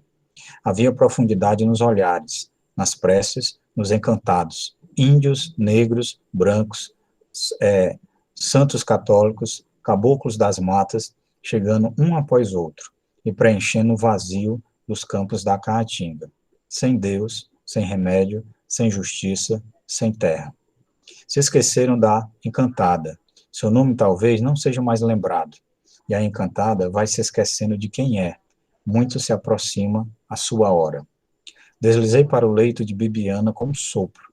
Primeiro quis confortar sua dor, que crescia como a capoeira num campo abandonado. Adentrei seu fôlego para ocupar o vazio de seus olhos, para que minha presença fosse tão intensa como se envolvesse em braços. Mas havia esquecido a energia de cavalgar um corpo, E como era bom era estar de novo envolvida nos rios de sangue, na chama de um peito que pulsava vivo, nos olhos embotados, nos desejos e na liberdade. Levantei Bibiana da cama, andei de um lado a outro, ergui seus braços a cada volta que dava na sala, venerei com a ponta dos dedos cada fração da pele escura. Caminhar pela casa no alto da madrugada se tornou pouco diante da vastidão do mundo e do que, juntas, poderíamos fazer. Né? Ela é a entidade. Cada mulher sabe a força da natureza que abriga na torrente que flui de sua vida. Deixei a casa para fazer o que mais gostava, para molhar meus pés na beira do rio. Levei Bibiana para caminhar no fundo da noite, ouvindo o pio da coruja, orvalhando seu corpo ao raiar do dia. Seus braços fortes estavam prontos para bater a caça. Enterrei a enxada no terreno acidentado para fazer o fojo. Fojo, né, é a armadilha. Arranquei um torrão de terra. Na escuridão, os olhos eram 2 faróis iluminando o horizonte. Bibiana havia sido levada para um dos muitos cantos de água negra e seu corpo guardava a voragem dos sobreviventes. A cada golpe soprava o mal que havia visto. Uma mulher que matou seu filho para que não fosse escravo. Um homem ofendido e pendurado num galho de jatobá. Cada golpe levava uma grande quantidade de terra úmida da margem do rio. Outro golpe, outro. A terra feito areia atravessa o espaço, volta ao rio, soterra um arbusto de melão do mato. A cada noite atravessa os caminhos, vejo a ruína da casa em que reinavam os encantados. Deslizo, como uma semente encontrando a terra arada, para o corpo de Bibiana. Retorno seu fôlego, retorno ao mesmo lugar onde vai surgindo um fojo, o lugar mais escuro de nossas noites. A enxada desce sobre a cova, que ganha contornos definidos. A terra pode ser uma armadilha. Vamos caçar um animal feroz que anda à solta, apavorando a gente de água negra. A onça que sua avó via, só ela via, e por isso pedia para terem cuidado. A onça era uma lembrança daquele passado tão distante e havia retornado para amedrontar os moradores. Não era a onça que havia protegido seu pai louco no meio da mata. A onça que passamos a caçar havia derramado sangue e estava disposta a rasgar a carne de mais gente, até conseguir o que queria. São tantas noites cavando a terra para o fojo que as mãos de Bibiana estavam laceradas. Quando deixo seu corpo pela manhã, ela cuida das palmas dormentes e castigadas com bolhas e feridas surgidas de nossa guerra.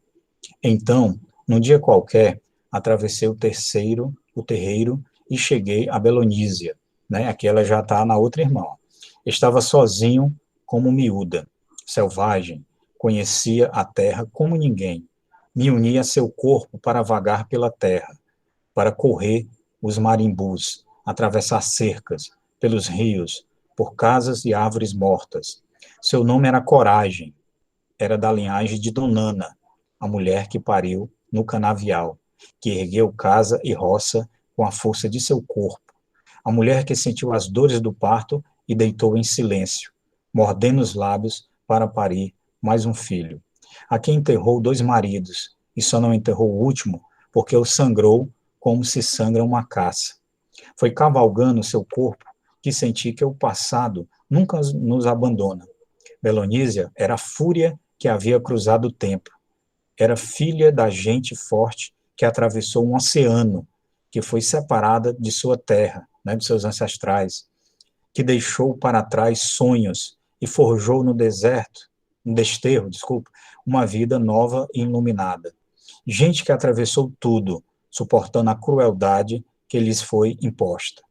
Foi na manhã fria, antes que o povo seguisse, agasalhado para o trabalho, que seu corpo ardeu como uma labareda. Sabia que a onça fazia sua ronda pela estrada. Mas e se alguém a desafiasse e a provocasse a adentrar na mata, para que caísse no fojo que construímos com nossas mãos e com as forças dos ancestrais, e a sangrasse para encontrar o sossego, para afastar o medo que sua presença emanava? O som do machado, que nunca existiu, desceu sobre a madeira. o som de um arado arranhando a carne, os sons que a boca de Belonísia não era capaz de reproduzir, mas que, naquele instante, soaram forte como um trovão. Olha aí o que o Luan falou da questão, né, da representação da Belonísia como a natureza. Vejo pelo interior de seus olhos. A onça caiu sobre a borda do fojo, sustentando o corpo com as garras para não ser lançada em definitivo para o buraco. Assustou-se com a armadilha escondida no meio da mata, coberta de taboa seca e palha de buriti. Há quem jure que capatazes usaram as mesmas armadilhas de caça para capturar, olha só a comparação, escravos fugidos no passado. A onça caiu com as presas enterradas no chão. Retirou uma porção de terra da boca. Não, era uma armadilha tola para capturar uma caça. Mas antes que levantasse, se abateu sobre seu pescoço um único golpe carregado de uma emoção violenta, que até então desconhecia. Sobre a terra há de viver sempre o mais forte. Tá?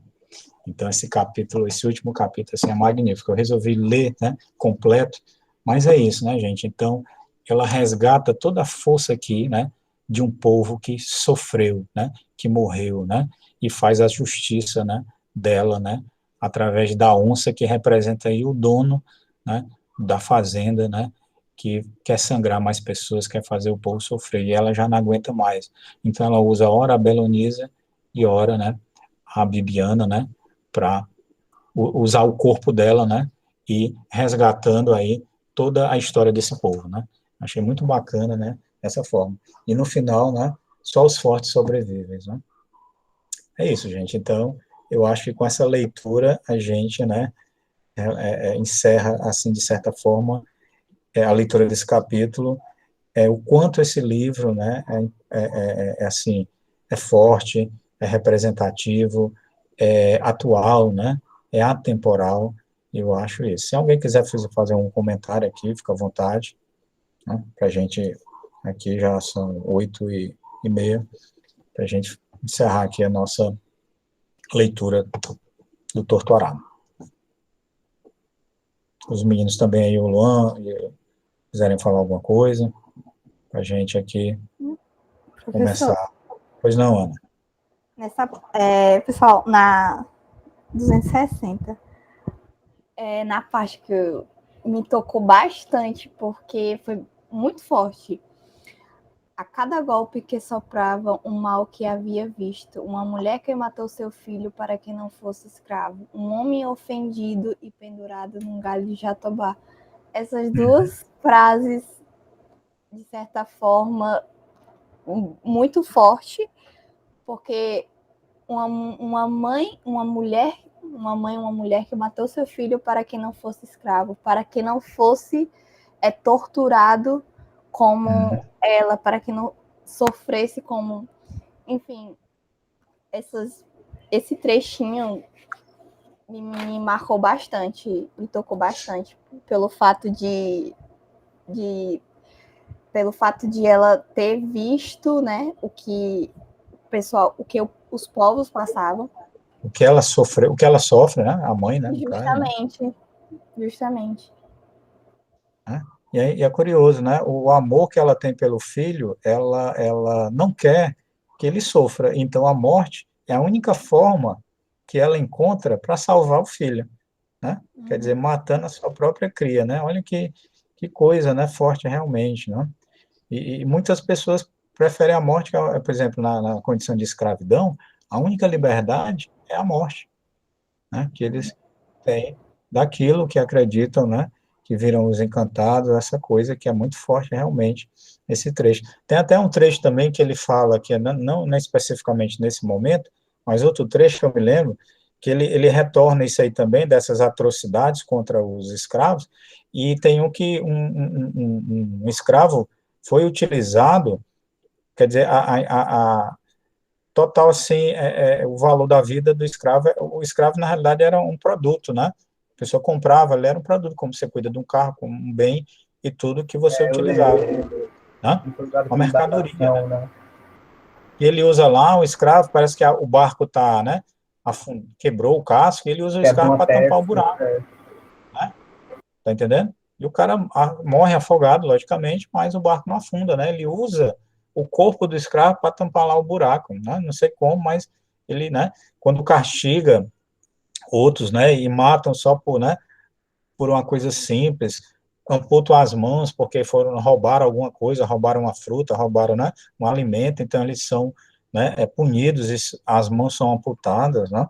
Outra coisa que eu falei um dia desse, o termo que a gente usa, criado mudo, né? Um dia eu estava vendo aí, né, a origem desse termo, o móvel de cabeceira, né, entendendo? Que retrata a época da escravidão, que os criados eram obrigados a ficar no quarto dos senhores, e quando muitos eram mudos, eram amputados a língua para não falarem do que eles poderiam escutar no quarto. Eles eram obrigados a ficar ali em pé, né, sem dormir, para, por exemplo, poder servir, né, as pessoas à noite, quando iam, sei lá, no banheiro, não tinha banheiro, né, então ajudar ali, né, levar os dejetos, alguma coisa nesse sentido, ou trazer água. Então, né, a gente, é como se fala, o preconceito, ele é estrutural, ele está muito enraizado, né, sabe, dentro da nossa cultura, aquela coisa, não, isso é só brincadeira, não sei o que, isso é só uma piada, né, mas está muito impregnado, sabe, né, dessa coisa dessas classes, né, e tudo, dos negros, dos índios, dos quilombolas, né, como a gente trata isso, né, certo?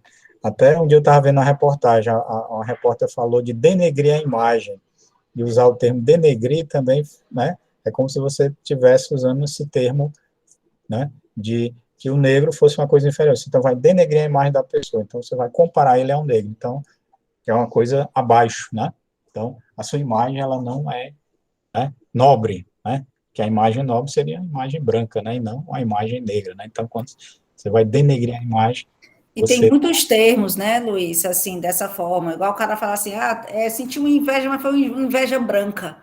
Como assim, isso, né? Então, a assim... inveja negra é aquela inveja realmente ruim, né?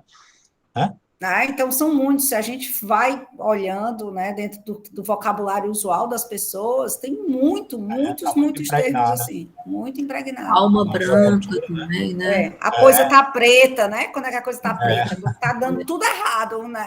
Então, são muitos termos, né? Então, assim, o processo de se desfazer tudo isso, né? Porque as pessoas já falam de uma forma muito automática. Natural, né? Natural. A coisa está preta. Gente, hoje tá a coisa está preta. né? Está enraizado. Então, tá enraizado. Enraizado. E Eles a gente... chamam Pode dizer, Natália. de estrutural, né? Que estrutural, racismo que realmente já está na nossa. Né? Aí os caras ficam, mas o que? Olha, a gente tem um rei do futebol, não sei o que, mas isso aí, né? O pessoal usa esses argumentos que, sinceramente, né? Não suaviza, quando, né, a nota soneto sai pior do que a emenda, né? Quando você tenta justificar, diz, mas nós não somos racistas, nós temos o rei do futebol que é negro, nós temos o que é isso, tudo. Não, mas não é assim, ninguém está falando disso, né? Preto, como eu tenho um amigo negro, né? Mas você é um amigo negro, né? Então, quando fala de outras minorias como gay, não, eu tenho amigo gay também, não sei o quê, eu não tenho nada contra gay, isso aqui é só brincadeira, né? Só uma piada, não sei o quê, tá entendendo? Então, a gente tem que realmente, né? E isso é uma questão de postura até, e é mais pela atitude, né? Quer dizer, nós somos, vocês jovens, vão ser futuros pais, então é a questão de atitude, né? Porque se continua fazendo dessa forma, um discurso de uma maneira e a ação de outra, né, os filhos vão fazer da mesma forma. Né? Olha, não ultrapasse o sinal vermelho. Aí, quando seu pai sai no carro, a primeira coisa que ele faz é ultrapassar o sinal vermelho. O que é que adianta? Aí, o discurso não combina com a prática. Gente, é isso. Mas, para a gente finalizar, então, aqui, mais algum comentário? Aí depois a gente faz os comentários finais, os meninos aí. Luan, essa é a questão que o autor Itamar chama de Brasil profundo. Isso, né? Com certeza. Tá? Comentários finais, gente, aí?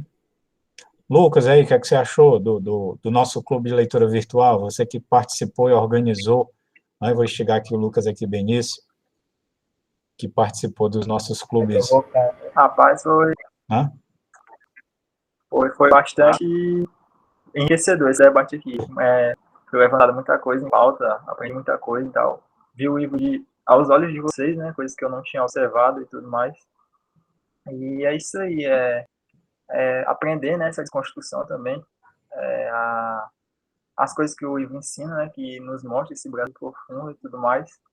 E é isso. E eu não ia comentar, mas o professor comentou aí sobre música e tal, e sobre essas heranças culturais do povo negro, índio, né, quilombola. E eu vou colocar um trecho aqui de uma música no chat, né, que eu relacionei logo, né, porque o samba, como o menino aí também comentou, e o rap, eles falam muito, né, dessa parte de resistência. E eu vou colocar aqui algo que me chamou a atenção, né, que eu relacionei logo, uma música que eu conhecia já.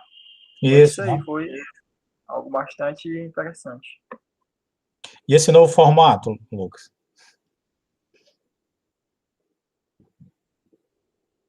Tá legal, agrega bastante, né? Cada um falando suas percepções sobre um livro, né? É bom porque fica mais centrado não centrado no tema em si, porque o livro em si ele traz vários debates, né? Mas é algo que a gente pode ir seguindo uma linha de raciocínio que a gente pode deixar concentrado e não, tipo, escapar para algo totalmente discrepante. Legal. E é isso aí. Beleza. Falando aqui, gente, o Lucas, ele foi nosso bolsista do Lê, eu acho que em 2019, 2020, né? E ele participou da condução do clube de leitura no formato presencial, que era o formato antes da pandemia, que nós nos encontrávamos quinzenalmente, mas a gente não fazia a discussão da leitura de um livro. A gente levava uma curadoria de textos, né? Selecionava textos de contos, principalmente contos que são, né, textos mais curtos, que a gente pode ler ali no momento, contos, crônicas, poesias, letras de músicas também, né? E até trechos de romance, que a gente colocava alguns trechos e fazia discussão, né? E agora, com a pandemia, ano passado a gente não teve o clube de leitura, eu só criei, né, uma ação que foi o Conversando, que foi uma roda de conversas sobre literatura, cultura, arte, né, poesia, que foi bem bacana, e esse ano, né, não, vamos fazer o clube de leitura, né, e aí pensamos nesse formato, que aí a gente, né, e estou participando de outro clube de leitura também, que foi está sendo uma experiência muito rica, que é o ADS, a Áurea também participa, né, que é discutir através da ficção a morte, tá? Tanto na ficção como na vida, né, e tudo isso é bem bacana.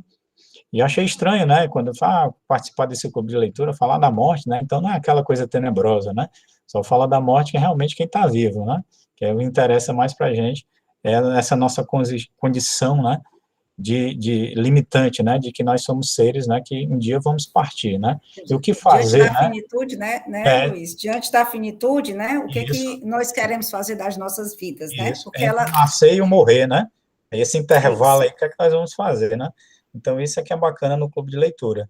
E eu gostei muito porque é feita essa leitura mensal, cada mês a gente debruça sobre um livro e faz essa abordagem. Aí resolvi trazer aqui para o Ler, esse mesmo formato da gente ler um livro por mês, e aí essa é a nossa primeira experiência, e eu acredito, né, que foi bem, assim, bacana, né, eu visto aqui pelo público, né, e pelas reverberações e pelas discussões que tiveram aqui dentro da plenária, né. Então é isso. Então, dentro desse formato, agora online, eu acho que cabe muito essa questão do livro, né. Ok. Então, os meninos aqui, gente, quem quiser falar rapidinho, já estamos aqui, né, já com um tempinho, e fazer algumas considerações finais, algum comentário, depois eu vou passar aqui a palavra para os bolsistas, para a gente encerrar, e depois eu vou encerrar aqui, falando um pouco também do próximo livro, ok? Fiquem à vontade aí, quem quiser comentar alguma coisa para finalizar. Não necessariamente do livro, o que achou né, da discussão e tudo, né? As impressões sobre quem está vindo pela primeira vez. E aí fiquem à vontade. Eu achei interessante, sabe, Luiz, porque todo mundo que leu assim o livro teve considerações bem profundas, alguns, né? E assim foi bem natural, né?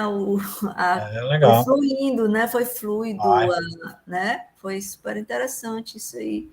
A gente fica até com receio, né, de ficar assim meio tenso, mas não, deu muito bom. Aí uma coisa, uma narrativa puxa outra, experiência, a pessoa fala né, do fato, então eu também li, e vai, né, a trama vai se desenrolando, é muito, muito bacana, as nossas, né? Cada pessoa, a gente lê o mesmo livro, mas cada um traz a experiência de outro livro lido, né? Quer dizer, aqui são vários tortos arados, de certa forma, né? Isso é muito legal também, né? Então, são vários tortos arados aqui, várias impressões de leituras, né? Do mesmo livro, né? Isso é muito, muito massa. Ok, valeu aí.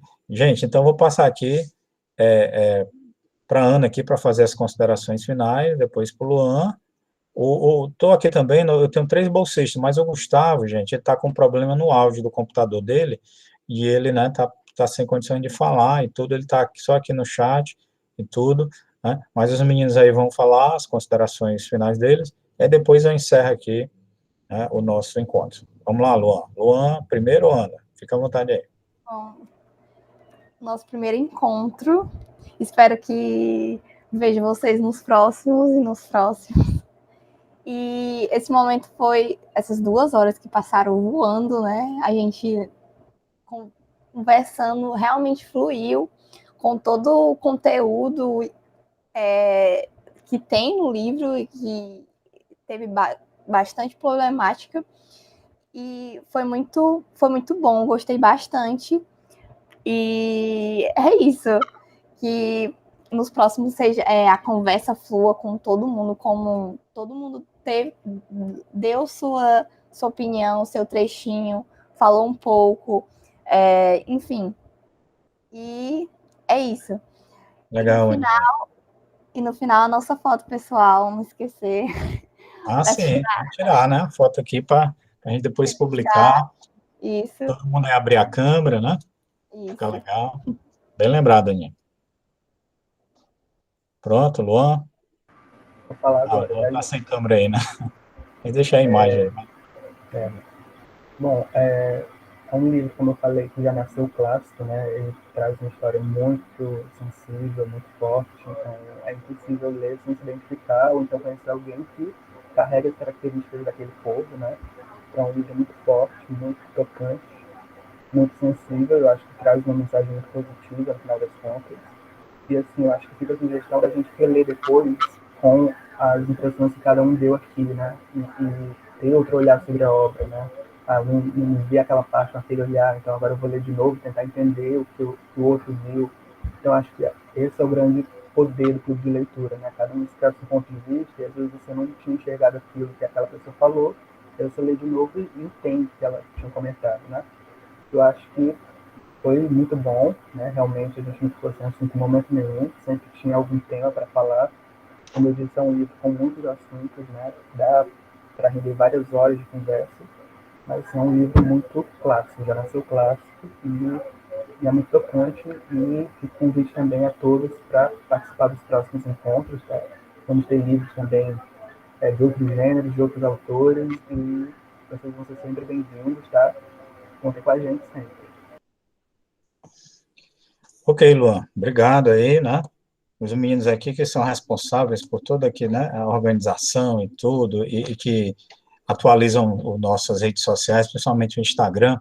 Então, gente, qualquer informação que vocês queiram sobre o Clube de Leitura e os próximos eventos, está lá no @ler.ufc. O próximo livro que nós vamos ler é O Alienista, Machado de Assis, tá certo? Eu acho que é 26 ou 28, não estou lembrando aqui a data, mas é sempre na última quarta de cada mês, tá certo? Mês de novembro, né, vai ser o próximo encontro, e quem participa que está inscrito no grupo, né, de leitura, que é o Travessias, a gente vai ficar alimentando e dando informações constantes até chegar o momento lá da leitura, né?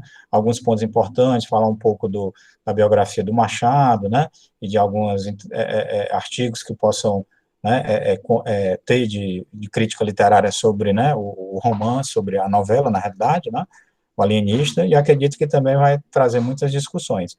E falando um pouco aqui do Torto Arado, eu me lembro que nas nossas reuniões iniciais aqui do Clube de Leitura, quando eu recebi os bolsistas desse ano, né, eu me lembro que a Ana, né, eu perguntei, o que é que você gostaria de ler, né, e a Ana disse, olha, eu gostaria de ler Torto Arado, né, eu espero, né, que ela tenha, né, gostado aí da leitura.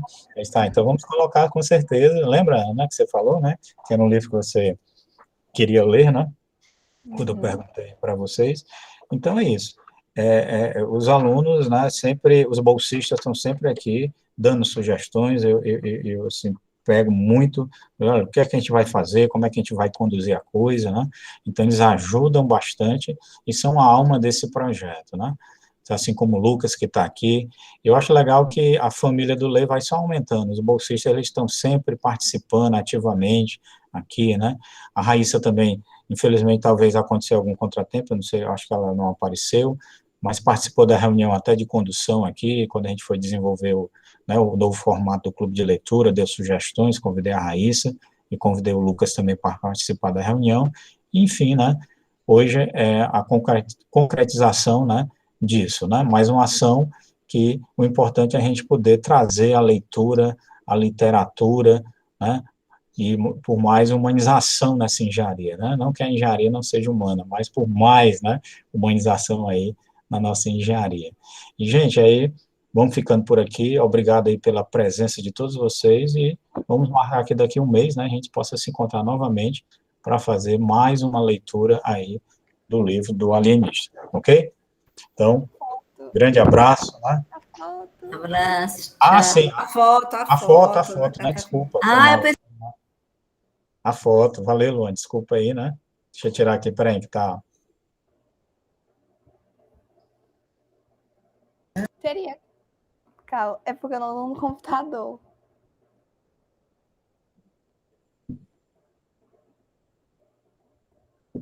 Teria como alguém tirar? Pronto? Tirou, aí? Cadê a Ana? Ô, Lucas, tirei, Lucas. Depois tu manda pra gente. Pronto, já tirei. Vou ver se eu tiro um print aqui. Pronto. O Luan tirou, deu certo. Aí, né, gente? Massa. Valeu, turma. Até o próximo encontro. Saúde, paz. Tchau. Obrigada. Um abraço. Tchau, tchau. Valeu.